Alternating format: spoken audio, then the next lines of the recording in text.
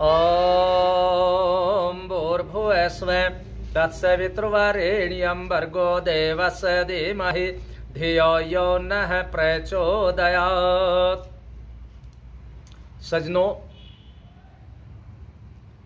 YouTube channel स्वामी यशवीर महाराज में आप सभी का स्वागत है। सजनों, आज हमारा गोवर्धन पर्व है, त्योहार है और गोवर्धन शब्द के अनुसार आज समस्त भारत में ये पर्व मनाया जाता है, परंतु इसके वास्तविक अर्थ को न समझ करके दूसरे रूप में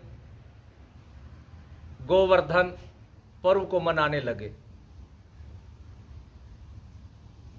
गोवर्धन का अर्थ होता है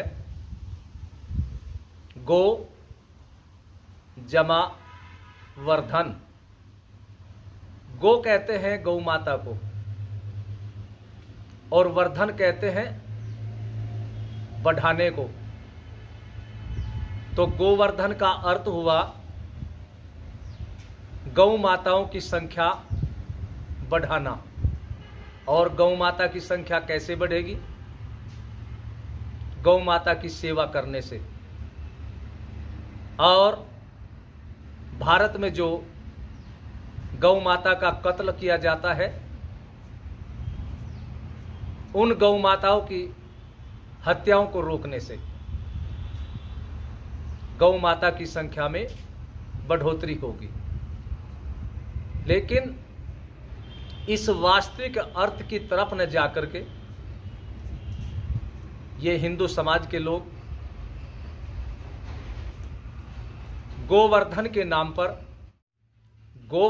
नाम पर हिंदू समाज गोबर की पूजा करने लगा। और वो गोबर गाय का हो, बैल का हो, भैंस का हो, भैंसे का हो, उसी को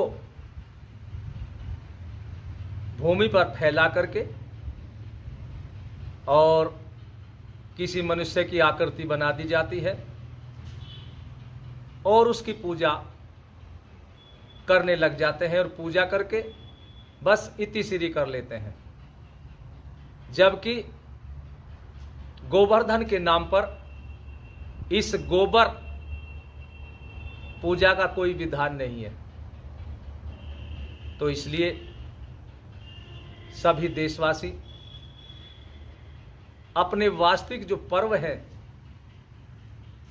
उनके मनाने का जो विधान है ऋषियों के अनुसार, उसी प्रकार आप लोग अपने पर्वों को मनाया करें।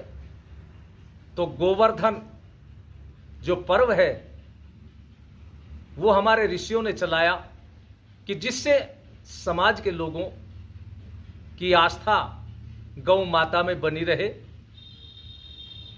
और वो गौ माता की रक्षा करता रहे। क्योंकि संसार के अंदर जितने भी पशु हैं उनमें गौ माता सर्वोत्तम होती है। इसका पूरा का पूरा शरीर मानव के कल्याण के लिए होता है। इसका दूध अमृत होता है।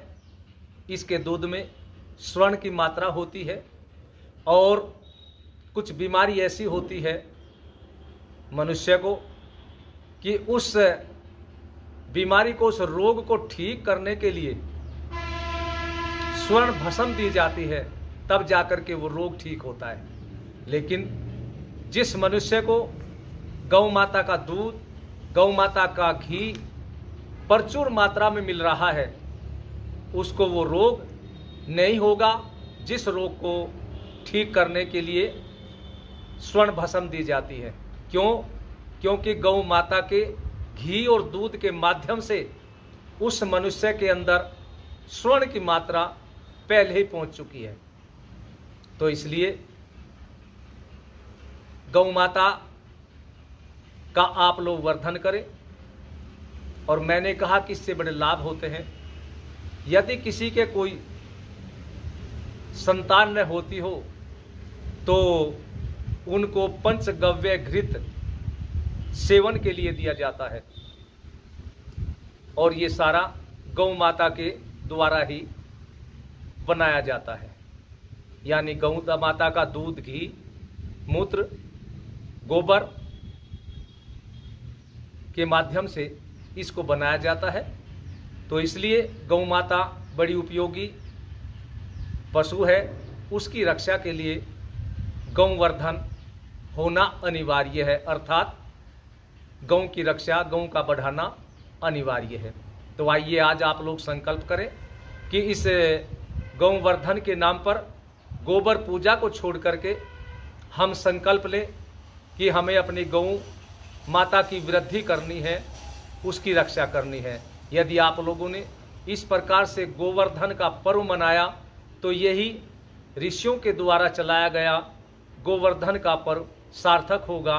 इन शब्दों के साथ मैं अपनी वाणी को विश्राम देता हूँ। जय गौ माता की।